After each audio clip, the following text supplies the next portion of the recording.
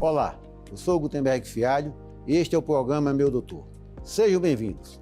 Todos os domingos a gente traz para vocês informações sobre saúde, inovação, tratamentos, de forma clara e sem rodeios.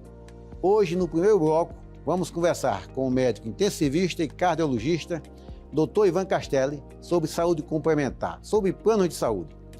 No segundo bloco, a conversa é com o ortopedista Julian Machado. O assunto é longevidade, como viver muito, como preservar a saúde dos nossos ossos e articulações. Fica com a gente que o programa está cheio de dicas interessantes. Falando de maneira simples, saúde suplementar são todos os serviços médicos prestados pelos planos de saúde. É uma alternativa ao serviço público, que garante atendimento mais rápido, maior acesso a exames e tratamentos. Mas são poucas pessoas que podem pagar. Aqui no DF, por exemplo, menos de 30% da população tem acesso aos planos privados. Precisamos conversar sobre SUS e saúde complementar. E para isso, convidamos um médico que tem experiência e atuação nas duas áreas. No serviço público, ele fez parte do Conselho Administrativo da FEPEX, uma fundação de pesquisa e ensino ligada à Secretaria de Saúde, foi diretor do Hospital Regional de Taguatinga, do HRT. Na iniciativa privada, foi diretor do Hospital Daia e diretor da operadora Medial Saúde, entre outros. Doutor Ivan, obrigado por ter vindo participar aqui do nosso programa, deixar um pouco do seu tempo para a gente discutir medicina suplementar. Eu agradeço o convite. Eu acho que o tema aqui é um tema complexo que nós temos que olhar direitinho como que funciona o sistema de saúde do Brasil, né? O sistema de saúde do Brasil ele se divide no sistema público e no sistema privado, que são os planos de saúde. A Constituição de 88, ela, em 5 artigos, disciplina o funcionamento do sistema de saúde, que são os artigos 196 até os artigos 200. O 196 ele começa dizendo que saúde é um direito de todos e dever do Estado.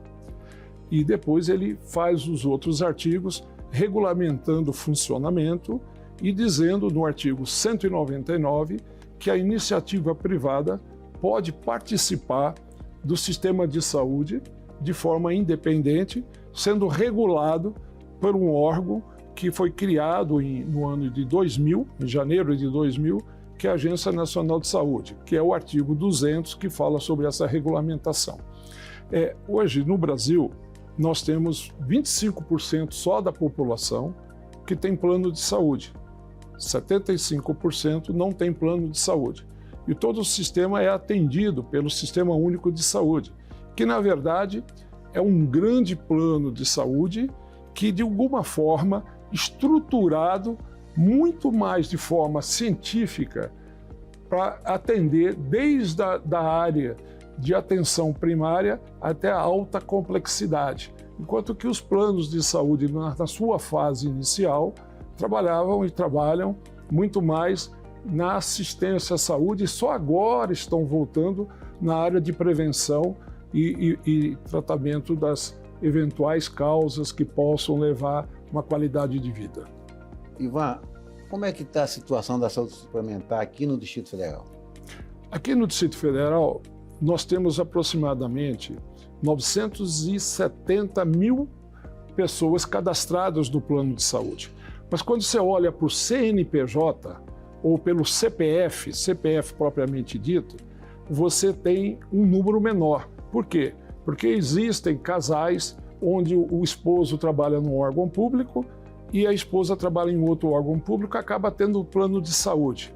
Então, hoje aqui no Distrito Federal, aproximadamente 27,3% da população tem plano de saúde. Nós temos espaço para mais hospitais privados no Distrito Federal, por maior expansão da medicina privada e suplementar? Acontece que a medicina suplementar, é importante entendê-la, que ela não cresceu. Eu vou dar uns números para que a gente possa entender melhor. No ano de 2014, nós tínhamos 50 milhões e 500 mil pessoas que tinham plano de saúde. Nós estamos no ano de 2024, 10 anos após, E agora que nós chegamos a 51 milhões e 80 mil vidas com um plano de saúde. Isso mostra a dificuldade que é para as pessoas contribuírem com os planos de saúde. Tal é o custo dele nas suas diferentes formas de ação, porque você tem plano de saúde que é cooperativa, tem plano de saúde que é os seus comercializáveis, você tem o seguro-saúde, você tem a autogestão e você tem as filantrópicas. Então, esse custo é muito alto e não se consegue. O crescimento do país nos últimos 6 anos, 7 anos foi um crescimento pífio e com isso você não consegue aumentar a força da população. A população do Brasil cresceu, estamos com 203 milhões de habitantes e nós só temos 50 milhões, 51 milhões e 80 mil agora, que foi o primeiro crescimento após 2014 que veio justificar esses números que eu estou lhe passando. E a questão da judicialização? Na área da saúde é a segunda causa de judicialização e se judicializa muito a assistência na medicina suplementar.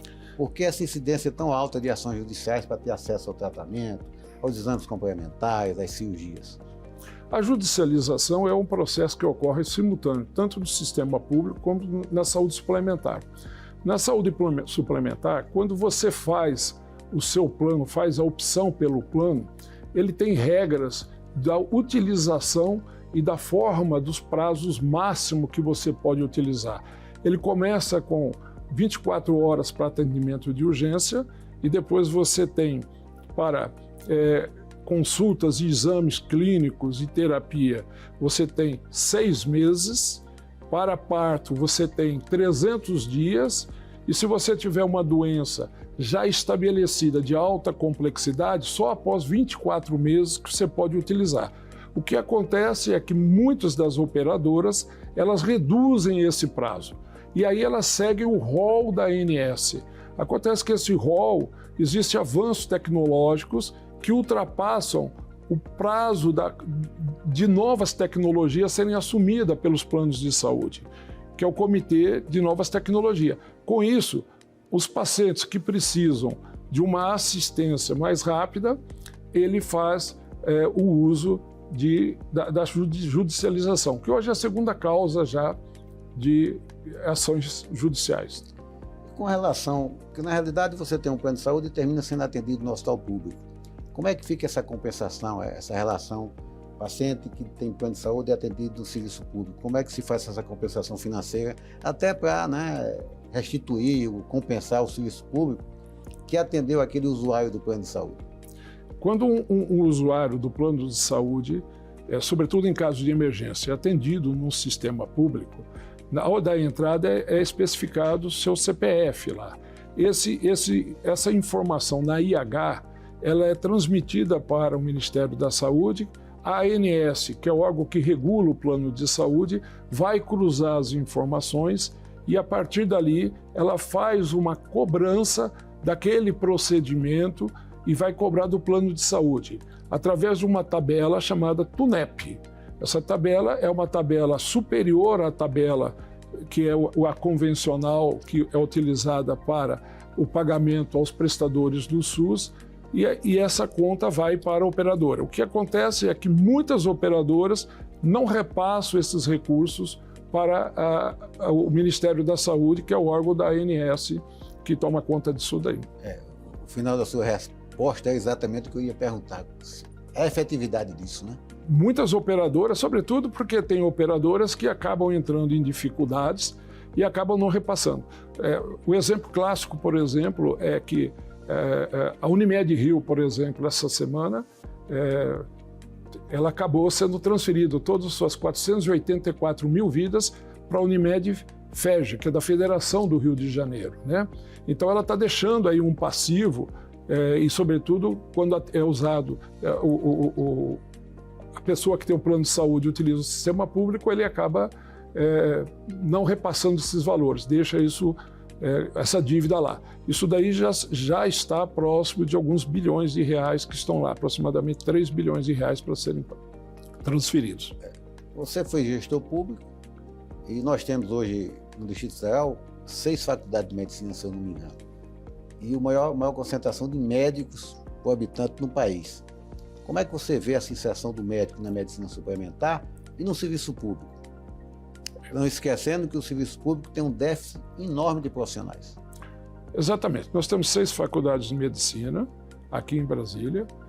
Aproximadamente 376 profissionais entram no primeiro ano, de médicos, estudantes, para fazer o curso de medicina, e eles estão formando e não conseguem, na sua grande maioria, o programa de residência médica, porque a quantitativa de alunos que se formam pelas faculdades de medicina é gigante. O Brasil tem 203 milhões de habitantes e nós temos aqui 374 faculdades de medicina. Para você ter uma noção, a Índia tem 1 bilhão e 200 milhões, tem 394. Estados Unidos tem 317 milhões, tem 184 faculdades de medicina.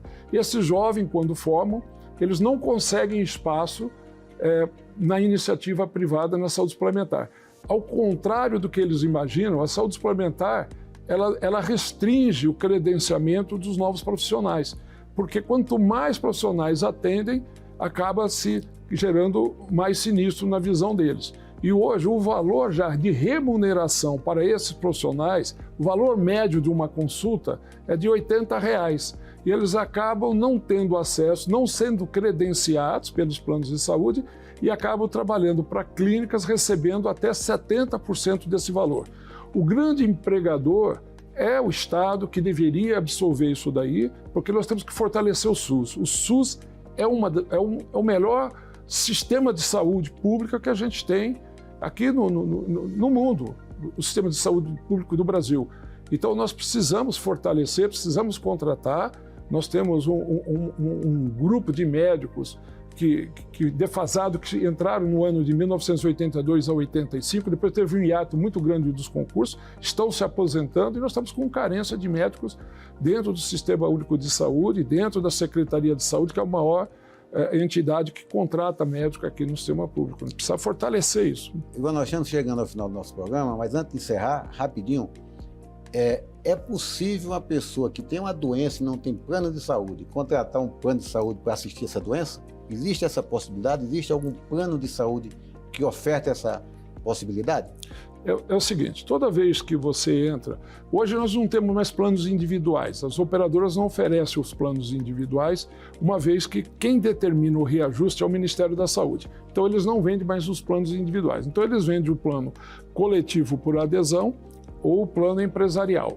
Neste caso, o que acontece é aqueles contratos que têm até 29 vidas, que são o plano empresarial, eles têm que cumprir as regras que essas que eu te falei. Parto com 300 dias, se ele tem uma doença pré-existente grave que precisa de uma prótese, ele tem que cumprir 24 meses. Já se ele tem um plano empresarial que tem mais de 30 vidas, é uma empresa que contratou, aí não existe período de carência. Ele já entra e já pode ter a assistência ao procedimento cirúrgico, à cirurgia, à prótese e assistência. Bem, Ivan, infelizmente chegamos ao final do nosso programa, agradecer a sua participação, seus esclarecimentos e até a próxima, outro bate-papo sobre esse assunto que é de fundamental importância para o público tomar conhecimento de como funciona a saúde suplementar, o suplemento de saúde. Eu agradeço o convite para estar aqui, estou sempre aberto. Eu queria parabenizar o programa, a iniciativa de vocês para levar isso para a população. É muito importante e espero que se dê continuidade nesse trabalho. Obrigado. Vamos fazer um intervalo e já voltamos. Estamos de volta para o segundo bloco do programa Meu Doutor. E você que nos assiste, obrigado pela audiência.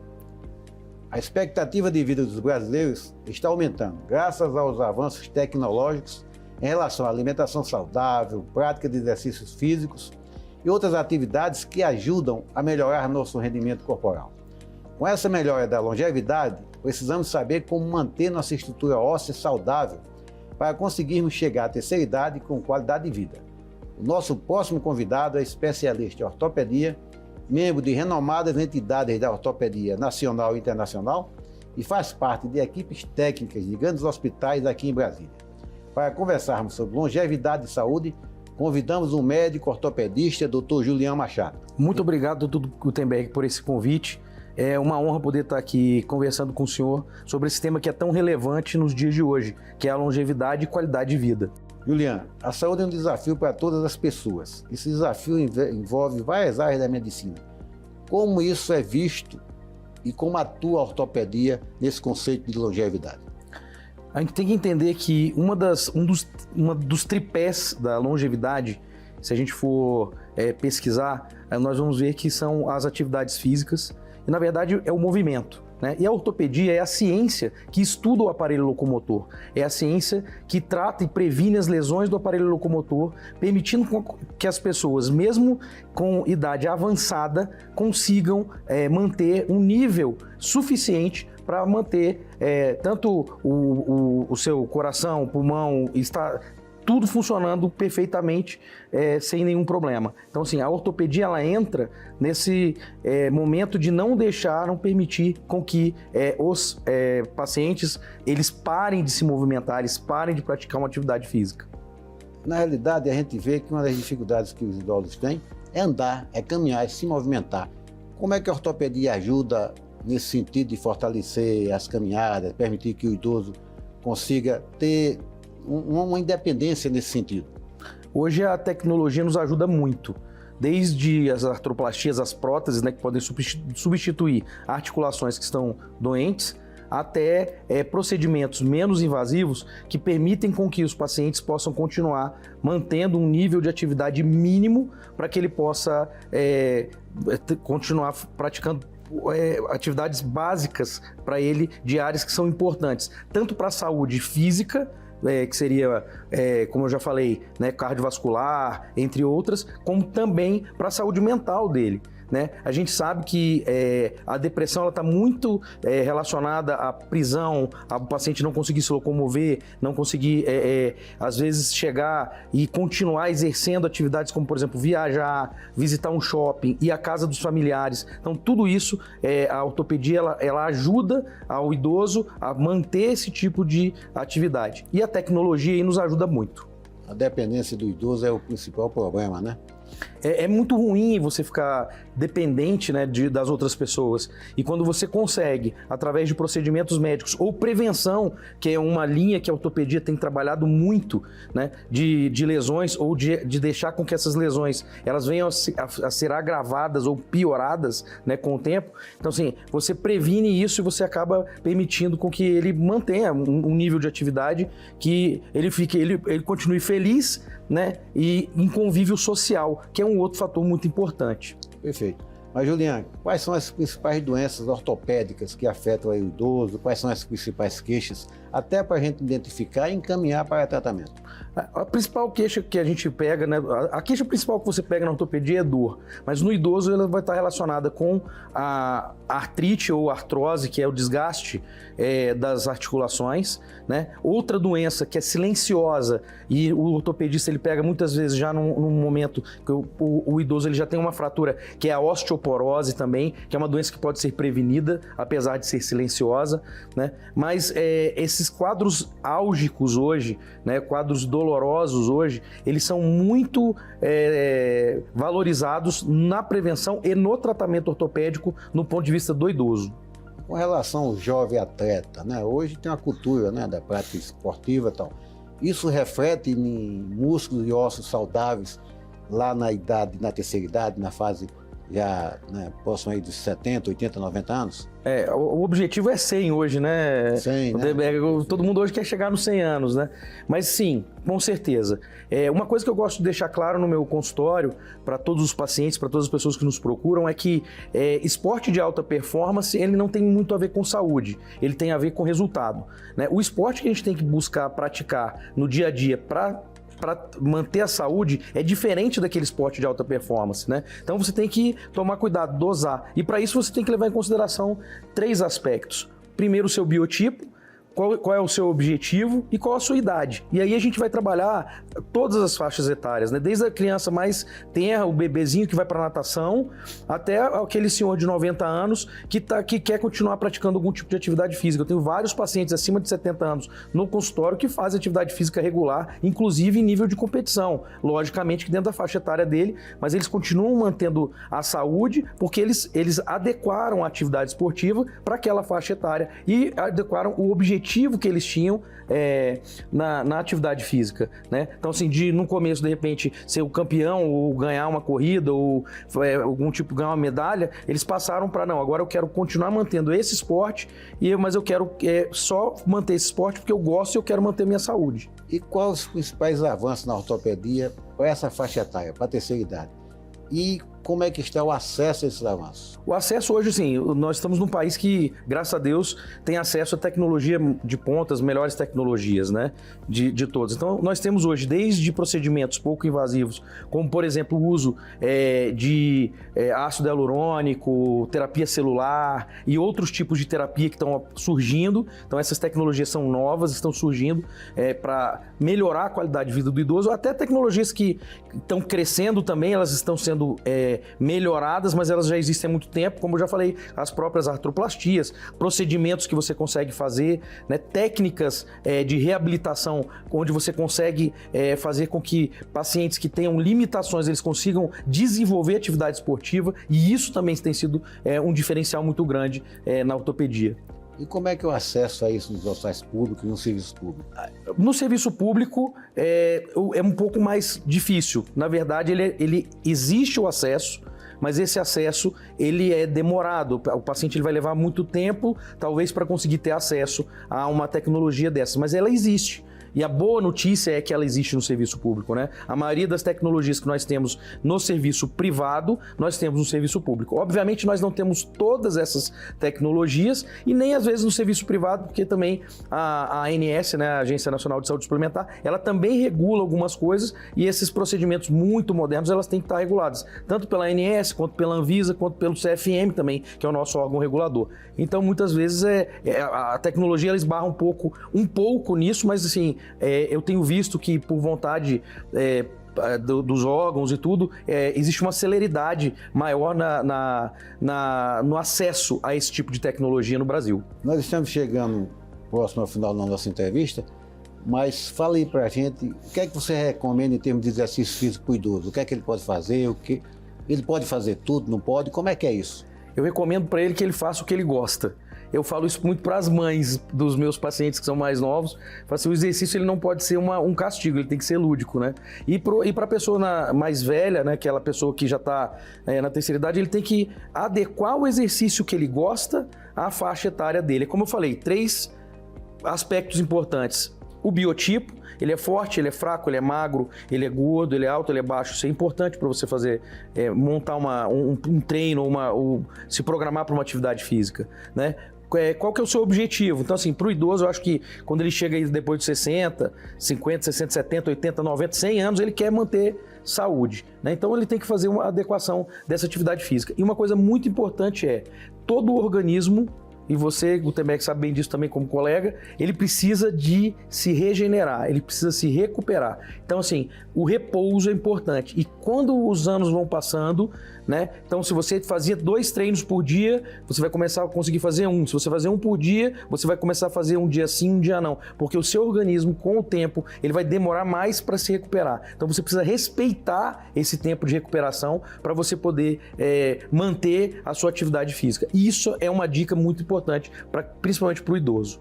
Juliana, e as academias, os personagens, estão preparados para trabalhar com os idosos? Eu vejo aqui em Brasília, e eu frequento academia, apesar de não parecer, mas eu frequento, né?